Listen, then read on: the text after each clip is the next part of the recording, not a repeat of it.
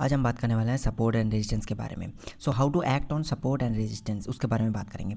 तो यहाँ पे सिंपल सी चीज़ है, सबसे पहले आपको ड्रॉ कर लेना है। अगर आप इंटरडे कर रहे हो तो फिर आपको जो लाइन ड्रॉ करना है वो है आपका 30 मिनट्स और 1 आवर का टाइम फ्रेम में।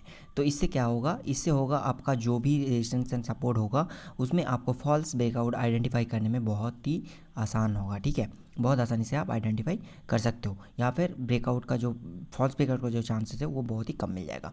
अभी एक्ट के बारे में बात करते हैं। तो यहाँ पे देखिए सिंपल सा एक्ट है। रेजिस्टेंस लेवल से आपको क्या करना है, सेल इनिशिएट करना है, एंड सपोर्ट से आपको बाई करना है। सो अगर मान लेते हैं 50-50 भी आपका चांसेस होते हैं स्टॉप लॉस हिट होने का, फिर भी आपको कम से कम 1:2 या फिर 1:3 का टारगेट तो आपको ईजिली अचीव हो ही जाएगा। ठीक है, तो इससे क्या होगा, अगर आप 5 बार गलत भी होगा तो भी फिर आप पैसे कमा सकते हो। तो ये है एक सिंपल स्ट्रैटेजी, इसे आप ट्राई कर सकते हो। तो चलिए मिलते हैं नेक्स्ट वीडियो में ऐसे